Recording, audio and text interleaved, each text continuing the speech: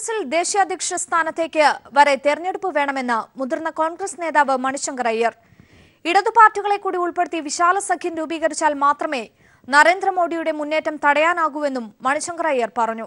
കൂടുതൽ വിവരങ്ങളുമായി ഇപ്പോൾ മണിശങ്കർ ചേരുകയാണ്. മണിശങ്കർ, ഗോവ മണിപ്പൂർ തിരിച്ചടികൾക്ക് പിന്നാലെ രാഹുലിനെതിരെ വളരെ ശക്തമായ ഒരു പടയൊരുക്കം കോൺഗ്രസിനുള്ളിൽ ആരംഭിച്ചു എന്ന് തന്നെ വേണ്ടേ മനസ്സിലാക്കാൻ? എങ്ങനെ വേണം അദ്ദേഹത്തിന്റെ വാക്കുകളെ വിലയിരുത്താൻ?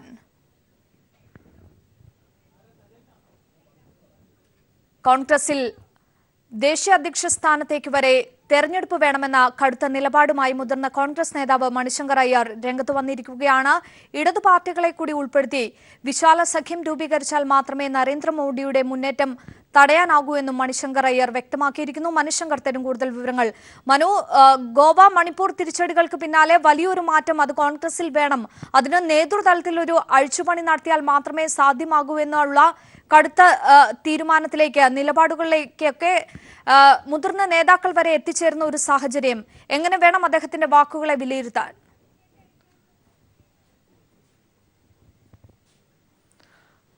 അഞ്ജു, ഉത്തർപ്രദേശിന് പിന്നാലെ മണിപ്പൂരും ഗോവയിലും സർക്കാർ രൂപീകരിക്കാനാകാതെ ഇരു സംസ്ഥാനങ്ങളും കൈവിട്ടുപോയത് ഹൈക്കമാൻഡിന്റെ വീഴ്ചയെന്ന ആരോപണങ്ങൾ ശക്തമാകുന്നതിനിടയിലാണ് രാഹുൽ ഗാന്ധിയുടെ നേതൃത്വത്തിനെതിരെ ചോദ്യങ്ങൾ ഉയർത്തിക്കൊണ്ട് മുതിർന്ന നേതാക്കൾ പാർട്ടിക്കകത്ത് രംഗത്തെത്തുന്നത്.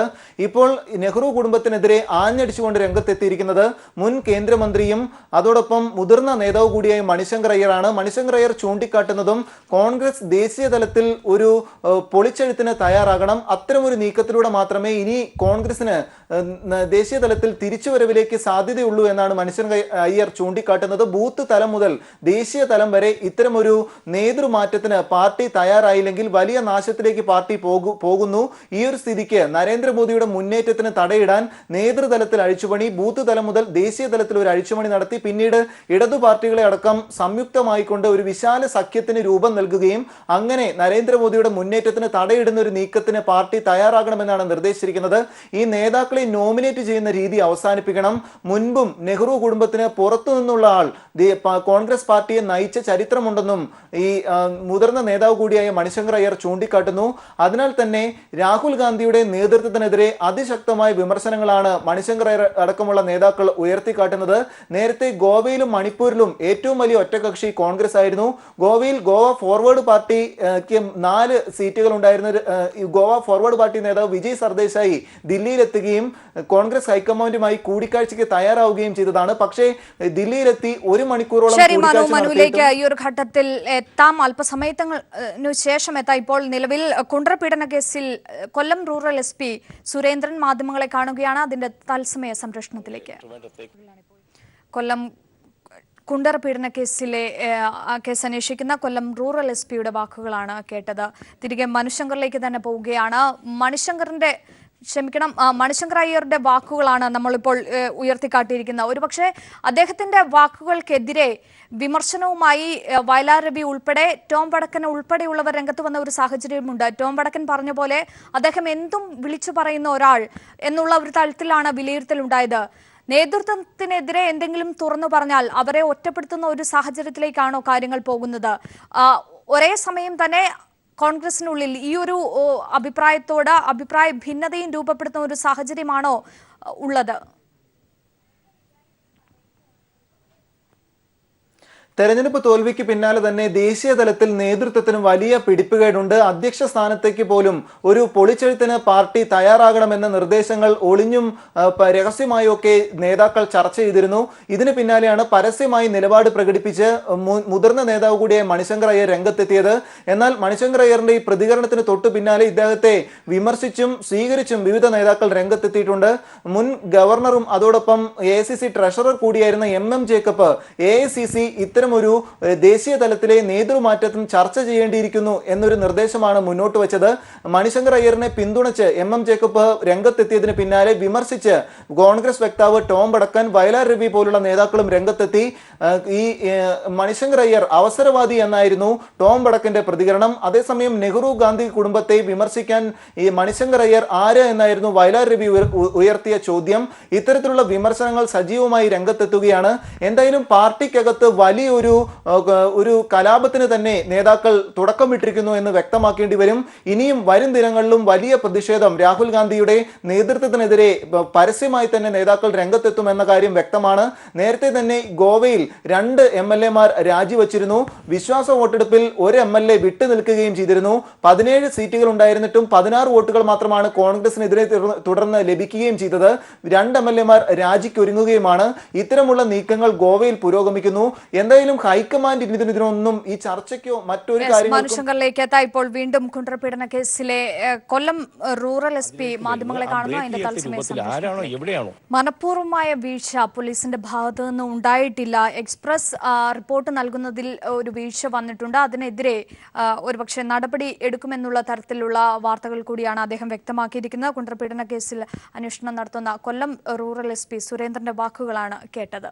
മറ്റു വാർത്തകളിലേക്ക് എത്താം. ഇപ്പോൾ നമ്മൾ നേരത്തെ കണ്ടതുപോലെ കുണ്ടറപീഡന കേസിലെ എക്സ്പ്രസ് റിപ്പോർട്ട് സമർപ്പിക്കാത്തതിൽ ഗുരുതര വീഴ്ച പോലീസിന്റെ ഭാഗത്തുനിന്ന് ഉണ്ടായിട്ടുണ്ട്. അക്കാര്യം അന്വേഷിക്കുമെന്ന് തന്നെയാണ് കൊല്ലം റൂറൽ SP വ്യക്തമാക്കിയിരിക്കുന്നത്. ആ വാർത്തയിലേക്ക് പോവുകയാണ്. കൂടുതൽ വിവരങ്ങൾ നൽകാൻ രാജ്കുമാർ ചേരുകയാണ്. രാജ്കുമാർ, ഒരുപക്ഷെ സംഭവത്തിൽ പോലീസിന്റെ ഭാഗത്തുനിന്ന് മനഃപൂർവ്വമായ ഒരു വീഴ്ച ഉണ്ടായിട്ടില്ലെന്ന് അദ്ദേഹം പറയുമ്പോൾ കൂടി എക്സ്പ്രസ് റിപ്പോർട്ട് നൽകാത്തതിൽ ഒരു വീഴ്ച ഉണ്ടായിട്ടുണ്ട് എന്നാണ് അദ്ദേഹം ചൂണ്ടിക്കാട്ടുന്നത്. എന്തൊക്കെയാണ് മറ്റു വാർത്തകൾ കൂടി? റിപ്പോർട്ട് മാത്രമല്ല, GCR, അതായത് ഇതുപോലെയുള്ള വലിയ കുറ്റകൃത്യങ്ങൾ, അത്തരം കുറ്റകൃത്യങ്ങളിൽ പോസ്കോ ആക്ട് ഉൾപ്പെടെയുള്ള കുറ്റകൃത്യങ്ങൾ വരുമ്പോൾ ഗ്രേവ് ക്രൈം റിപ്പോർട്ട് എന്നാണ് ഈ മേലുദ്യോഗസ്ഥന്മാർ ഇതിനെ വിശേഷിപ്പിക്കുന്നത്. ഇങ്ങനെ ഒരു സംഭവം കേസെടുത്തിട്ടുണ്ടെങ്കിൽ ഗ്രേവ് ക്രൈം റിപ്പോർട്ട് ഉടൻ തന്നെ ഏത് ദിവസമാണോ കേസ് രജിസ്റ്റർ ചെയ്യുന്നത് ആ ദിവസം തന്നെ മേലുദ്യോഗസ്ഥർക്ക് അയച്ചു കൊടുക്കണമെന്നുള്ളതാണ് നിയമത്തിൽ പറയുന്നത്. എന്നാൽ അക്കാര്യത്തിൽ കുണ്ടറയിലെ പോലീസ് ഉദ്യോഗസ്ഥർക്ക് വീഴ്ച പറ്റിയിട്ടുണ്ട് എന്നാണ് ഇപ്പോൾ SP തന്നെ പറഞ്ഞിട്ടുള്ളത്. അതിന്റെ അടിസ്ഥാനത്തിൽ കൂടിയാണ് കുണ്ടറ CI SI ഉള്ളവർക്കെതിരെ നടപടി സ്വീകരിച്ചത്. അതുപോലെ തന്നെ എക്സ്പ്രസ് റിപ്പോർട്ട് അയക്കുന്ന കാര്യത്തിനകത്തും വീഴ്ച സംഭവിച്ചിട്ടുണ്ട്. കേസെടുത്ത് 3 ദിവസം ഇത് വൈകി. അപ്പോൾ ഇത് സ്വാഭാവികമായിട്ടും ഇതിന്റെ നടപടിക്രമങ്ങളോ അല്ലെങ്കിൽ മേലുദ്യോഗസ്ഥ നിലയിൽ കൊല്ലം റൂറൽ SP പോലും ഇക്കാര്യങ്ങൾ വളരെ വൈകിയാണ് അറിയുന്നു എന്നുള്ളതാണ് അദ്ദേഹത്തിന്റെ വാക്കുകളിൽ നിന്ന് ഇപ്പോൾ വ്യക്തമായിട്ടുള്ളത്. ഇതിനെക്കുറിച്ച്, ഈ വൈകിയതിനെ കുറിച്ച് പരിശോധിക്കുമെന്നും റൂറൽ SP സുരേന്ദ്രൻ പറഞ്ഞു. അതേസമയം കേസ് അട്ടിമറിക്കാൻ ശ്രമിക്കുകയാണെന്ന് ആരോപിച്ച് കൊല്ലം DCC പ്രസിഡന്റ് ബിന്ദുകൃഷ്ണ രംഗത്തെത്തി. ഇതിൽ ആരുടെങ്കിലും തലയിൽ കെട്ടിവെച്ച് രക്ഷപ്പെടാനുള്ള ശ്രമങ്ങളുണ്ട്. ഇപ്പോൾ നടക്കുന്ന അന്വേഷണത്തിൽ വിശ്വാസമില്ല. ക്രൈംബ്രാഞ്ച് അന്വേഷണം വേണം എന്നുള്ള നിലപാടിലാണ് DCC പ്രസിഡന്റ് ബിന്ദുകൃഷ്ണ. ശരി, രാജ്കുമാറാണ് വിവരങ്ങൾ നൽകിയത്. ജാതിമത പരിഗണനകൾ യഥാർത്ഥമെന്ന് വയലാർ രവി. ഉമ്മൻചാണ്ടി KPCC അധ്യക്ഷനാകാൻ യോഗ്യനെന്നും വയലാർ രവി തിരുവനന്തപുരത്ത് പറഞ്ഞു.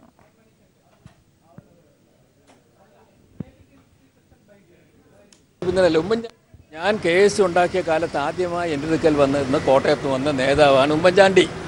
അത്രയും വലിയ രാഷ്ട്രീയ പാരമ്പര്യമല്ലോ നേതാവാണ് ഉമ്മൻചാണ്ടി. ഉമ്മൻചാണ്ടിക്ക് ഭരണ പരിചയമുണ്ട്. ഞങ്ങളുടെ ബന്ധം വളരെ അരനൂറ്റാണ്ടിലേറെ ബന്ധമുള്ളതാണ്. കൂടുതൽ വിവരങ്ങളുമായി MR സജേഷ് ചേരുകയാണ്. സജേഷ്, എന്തായാലും സുധീറിന്റെ രാജിയോടുകൂടി KPCC അധ്യക്ഷ പദവി ഒരുപക്ഷെ ഉമ്മൻചാണ്ടിയുടെ പേരിനൊപ്പമാണ് കറങ്ങി നടന്നത്. ഇത് യാഥാർത്ഥ്യമാകാൻ പോകുന്ന വാക്കുകളാണോ വയലാർ രവിയിൽ നിന്നുണ്ടായിരിക്കുന്നത്? അഞ്ജു, ഉമ്മൻചാണ്ടിയെ സംഘടനാ തെരഞ്ഞെടുപ്പ് വഴി KPCC അധ്യക്ഷനാക്കുക എന്നതാണ് A ഗ്രൂപ്പിന്റെ ഇപ്പോഴത്തെ നീക്കങ്ങൾക്ക് പിന്നിലുള്ളത്. സംഘടനാ തെരഞ്ഞെടുപ്പ് വരെ A ഗ്രൂപ്പിലുള്ള KPC വൈസ് പ്രസിഡന്റ് ആയിട്ടുള്ള MM ഹസന് ചുമതല നൽകുക എന്ന കാര്യത്തിലും A ഗ്രൂപ്പ് ഒരു ധാരണയിൽ എത്തിയിട്ടുണ്ട്. ഇക്കാര്യത്തിൽ A ഗ്രൂപ്പ് നേതാക്കൾ പരസ്പരം ആശയവിനിമയം നടത്തി കഴിഞ്ഞു. MM ഹസൻ ഇപ്പോൾ KPC വൈസ് പ്രസിഡന്റാണ്. താൽക്കാലിക ചുമതല MM ഹസന് നൽകുന്നു. അതിനുശേഷം സംഘടനാ തെരഞ്ഞെടുപ്പ് വഴി ഉമ്മൻചാണ്ടി KPC അധ്യക്ഷ സ്ഥാനത്തേക്ക് വരുന്ന രീതിയിലേക്കാണ് കാര്യങ്ങൾ പോകുന്നത്. ഇക്കാര്യത്തിൽ സംഘടനാ തെരഞ്ഞെടുപ്പ് വഴി അല്ലാതെ KPC അധ്യക്ഷനാകാനില്ല എന്ന ഉറച്ച നിലപാടും ഉമ്മൻചാണ്ടി സ്വീകരിച്ചിട്ടുണ്ട്. അതേസമയം MM ഹസന് താൽക്കാലിക ചുമതല നൽകുക എന്ന കാര്യത്തിൽ A ഗ്രൂപ്പും I ഗ്രൂപ്പും തമ്മിൽ ഒരു യോജിപ്പിൽ എത്തിയിട്ടില്ല. I ഗ്രൂപ്പ് ഇക്കാര്യത്തിൽ തീരുമാനം ദില്ലിയിൽ നിന്ന് വരട്ടെ, ഹൈക്കമാൻഡിന് കാര്യങ്ങൾ അറിയാം, അതുകൊണ്ട് കാര്യങ്ങൾ ദില്ലിയിൽ നിന്ന് വരട്ടെ എന്ന അഭിപ്രായത്തിലാണുള്ളത്. അതേസമയം 2 ഗ്രൂപ്പുകൾക്ക് ഇപ്പോഴുള്ള ആശങ്ക VM സുധീറിന്റെ രാജിയുടെ കാര്യത്തിൽ ഇതുവരെ ഒരു തീരുമാനവും ഹൈക്കമാൻഡ് ഹൈക്കമാൻഡ് കൈക്കൊണ്ടിട്ടില്ല. സോണിയാഗാന്ധി വിദേശത്ത് ചികിത്സയിലാണ്. അതിനുശേഷം വന്നതിന് ശേഷം മാത്രം ഇക്കാര്യത്തിൽ ഒരു തീരുമാനം എന്ന നിലയിലേക്ക് പോകുന്നു. എ ഗ്രൂപ്പിന്റെ തീരുമാനത്തിന്, എ ഗ്രൂപ്പിന്റെ താല്പര്യത്തിന് എത്രത്തോളം ഹൈക്കമാൻഡ് അനുകൂലമായി നിൽക്കും എന്ന കാര്യത്തിലും സംശയങ്ങളുണ്ട്. എ ഗ്രൂപ്പിൽ തന്നെയുള്ള പി.ടി. തോമസിന്റെ പേര് KPCC അധ്യക്ഷ സ്ഥാനത്തേക്ക് ഉയർന്നിരുന്നു. എന്നാൽ ഉമ്മൻചാണ്ടിയുമായി വളരെ അടുപ്പമുള്ള നേതാക്കൾക്ക് അക്കാര്യത്തിൽ താല്പര്യമില്ല. പി.ടി. തോമസിനെ വെട്ടുക എന്ന ഉദ്ദേശം കൂടി MMSന്റെ പേര് മുന്നോട്ട് വെക്കുന്നതിന് പിന്നിലുണ്ട്. ഇക്കാര്യത്തിൽ അന്തിമ തീരുമാനം ഹൈക്കമാൻഡിന്റെ ഭാഗത്തു നിന്നാണ് വരേണ്ടത്. എന്തായാലും എല്ലാ തീരുമാനങ്ങൾക്കും ഏകാഭിപ്രായം ഭിന്നാഭിപ്രായം ഉണ്ടാകും എന്നതുപോലെ തന്നെ ഇക്കാര്യത്തിൽ AI ഗ്രൂപ്പുകളുടെ നിലപാട് അതെന്താണ്? ഒരുപക്ഷെ അത് ഏറെ നിർണായകമാകുന്ന ഒരു കാര്യം കൂടിയല്ലേ? അഞ്ചു, ഇക്കാര്യത്തിൽ MMSന് താൽക്കാലിക ചുമതല നൽകുക എന്ന കാര്യത്തിൽ ഉമ്മൻചാണ്ടി രമേശ് ചെന്നിത്തലയുമായി നേരിട്ട് തന്നെ സംസാരിച്ചിരുന്നു. എന്നാൽ രമേശ് ചെന്നിത്തല ഇതിന് അനുകൂലമായ മറുപടി അല്ല നൽകിയിട്ടുള്ളത്. കാര്യങ്ങൾ ദില്ലിയിൽ അറിയാം, ഹൈക്കമാൻഡിന് അറിയാം, അവിടെ നിന്നൊരു തീരുമാനം വരട്ടെ, ഐ ഗ്രൂപ്പിന്റെ തീരുമാനം ആലോചിച്ച് പറയാമെന്ന നിലയിലാണ് രമേശ് ചെന്നിത്തല ഉമ്മൻചാണ്ടിക്ക് മറുപടി നൽകിയിട്ടുള്ളത്. ഇക്കാര്യത്തിൽ എ ഗ്രൂപ്പ് ഒരു ആശയവിനിമയം നടത്തിയിട്ടുണ്ട്. അത് MMSന് താൽക്കാലിക ചുമതല നൽകുക എന്ന തരത്തിലാണ്. ദീർഘകാലത്തേക്കുള്ള എ ഗ്രൂപ്പിന്റെ നീക്കം, പിന്നീട് സംഘടനാ തെരഞ്ഞെടുപ്പ് വരുന്നു. സംഘടനാ തെരഞ്ഞെടുപ്പ് വഴി ഉമ്മൻചാണ്ടി അധികാരത്തിൽ എത്തുക എന്നുള്ളതാണ്.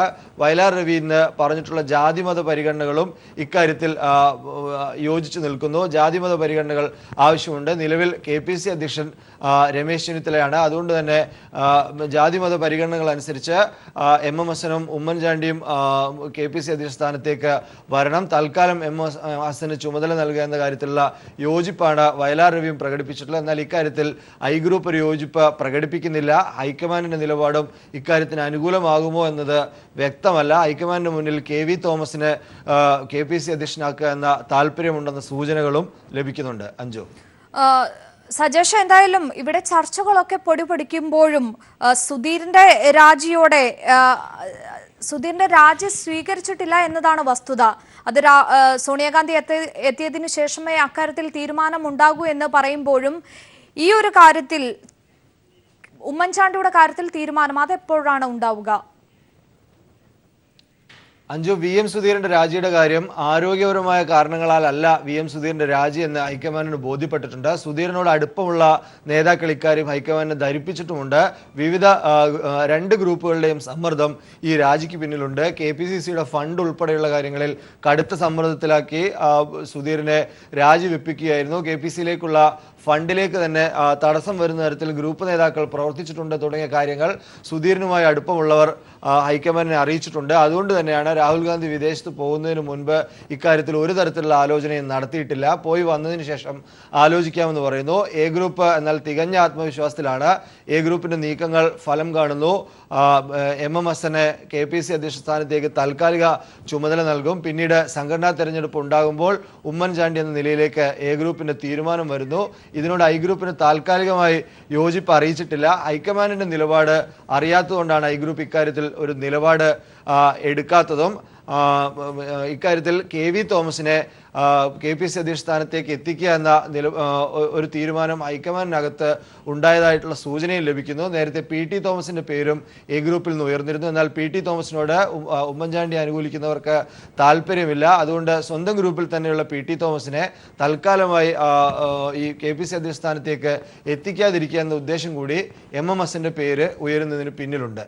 ശരി, സജേഷ് തുടരുക. ഇപ്പോൾ മാത്യു കുഴൽനാടൻ കൂടി നമ്മോടൊപ്പം ടെലിഫോൺ ലൈനിൽ ചേരുകയാണ്. ശ്രീ മാത്യു കുഴൽനാടൻ, KPCC അധ്യക്ഷനാകാൻ ഉമ്മൻചാണ്ടി യോഗ്യനാണ് എന്നുള്ള നിലപാടുമായി വയലാർ രവി രംഗത്ത് വന്നിരിക്കുകയാണ്.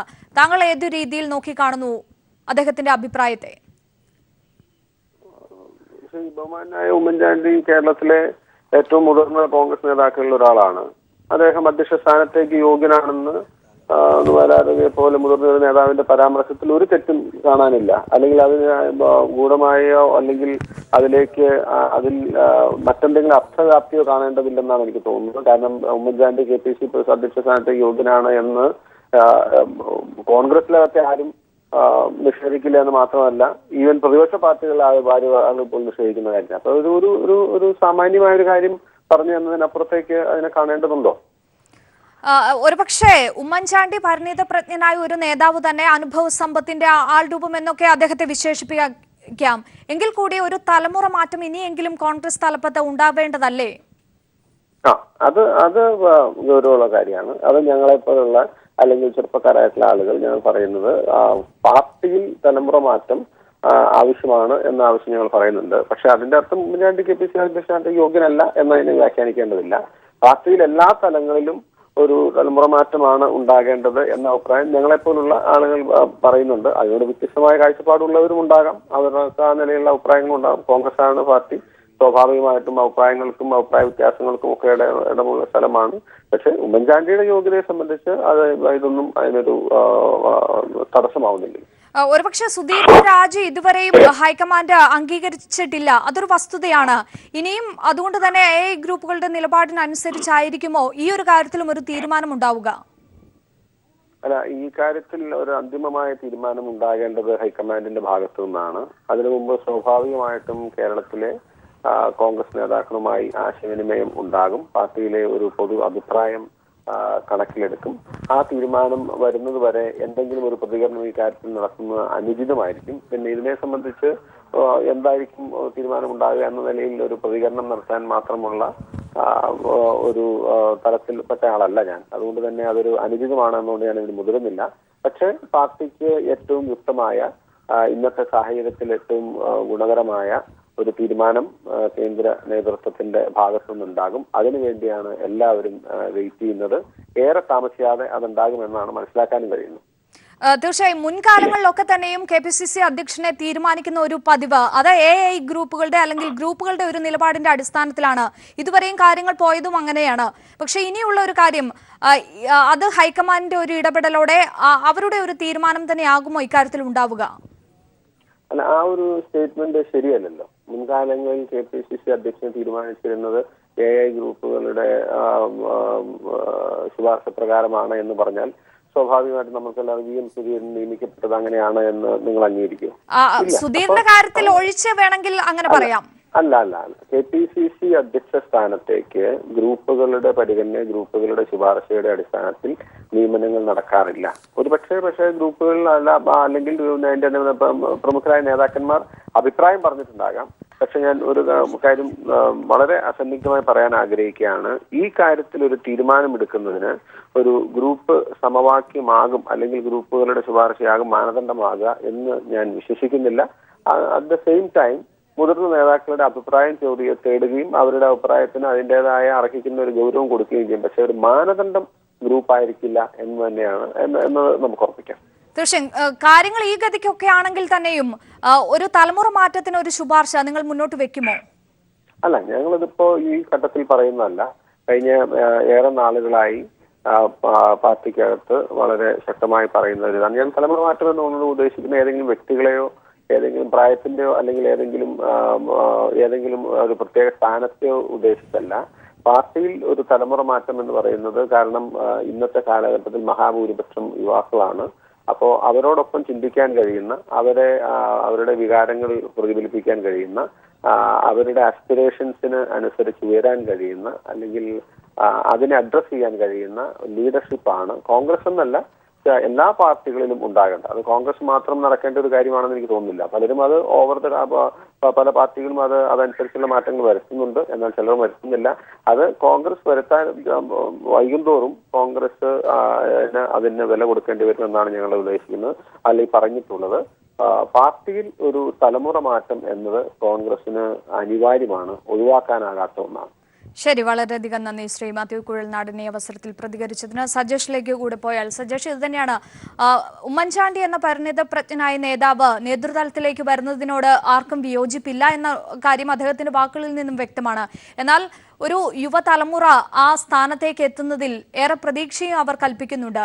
അത്തരത്തിലുള്ള ഒരു തീരുമാനത്തിലേക്ക് എത്താൻ ഇനിയെങ്കിലും ഈ അടുത്തൊരു കാലത്തെങ്കിലും സാധ്യമാകുമോ എന്നുള്ള ഒരു ചോദ്യം കൂടിയല്ലേ ഈ ഒരു അവസരത്തിൽ ഉയരുന്നത്? അഞ്ജു, ഇക്കാര്യത്തിൽ ഹൈക്കമാൻഡിന്റെ തീരുമാനമാണ് ഇനി നിർണായകമാകുക. ഗ്രൂപ്പിന്റെ തീരുമാനത്തെ ഹൈക്കമാൻഡ് അംഗീകരിക്കുമോ എന്നുള്ളതാണ് പ്രസക്തമായ ചോദ്യം. ഗ്രൂപ്പ് ഇക്കാര്യത്തിൽ കൃത്യമായ ആശയവിനിമയം നടത്തിക്കഴിഞ്ഞു, ഒരു തീരുമാനവും എടുത്തു കഴിഞ്ഞു. അത് താൽക്കാലിക ചുമതല MMSന് നൽകുക. നിലവിൽ ഗ്രൂപ്പിനാണ് പ്രതിപക്ഷ നേതൃസ്ഥാനം. അതുകൊണ്ട് ഗ്രൂപ്പിന് KPCC അധ്യക്ഷ സ്ഥാനം വേണം. അതിൽ താൽക്കാലിക ചുമതല MMSന് നൽകുക. സംഘടനാ തെരഞ്ഞെടുപ്പ് ഉണ്ടെങ്കിൽ ആ ഘട്ടത്തിൽ ഉമ്മൻചാണ്ടി KPCC അധ്യക്ഷ സ്ഥാനത്തേക്ക് എത്തുന്ന തരത്തിലേക്കുള്ള ആലോചനകൾ, അതാണ് എ ഗ്രൂപ്പിന്റെ നിലപാട്. ഐ ഗ്രൂപ്പ് ഹൈക്കമാൻഡ് തീരുമാനിക്കട്ടെ എന്ന നിലപാടിലേക്ക് എത്തുന്നു. MMSന്റെ പേരിനോട് ഐ ഗ്രൂപ്പിന് യോജിപ്പില്ല. ഉമ്മൻചാണ്ടി KPCC അധ്യക്ഷനാകാൻ യോഗ്യനാണെന്ന് വലാർ രവി പറഞ്ഞിരിക്കുകയാണ്. അദ്ദേഹത്തിന്റെ ഒരു കടന്നുവരവ് കാത്തിരിക്കുകയാണ് കോൺഗ്രസ് നേതൃത്വം. എന്തായാലും കൊടും വരൾച്ചയെ തുടർന്ന് വയനാടൻ കാർഷിക മേഖല തകർന്നു. എന്നാൽ കാലാവസ്ഥാ വ്യതിയാനത്തെയും രൂക്ഷമായ ജലക്ഷാമത്തെയും അതിജീവിക്കാൻ വയനാട്ടിലെ പരമ്പരാഗത കിഴങ്ങുവർഗ്ഗങ്ങൾക്ക് ശേഷിയുണ്ട്. ഇതോടെ ഒരു വിഭാഗം കർഷകർ കിഴങ്ങുവർഗ്ഗങ്ങളുടെ ഉൽപാദനത്തിലേക്ക് തിരിഞ്ഞിരിക്കുകയാണ്.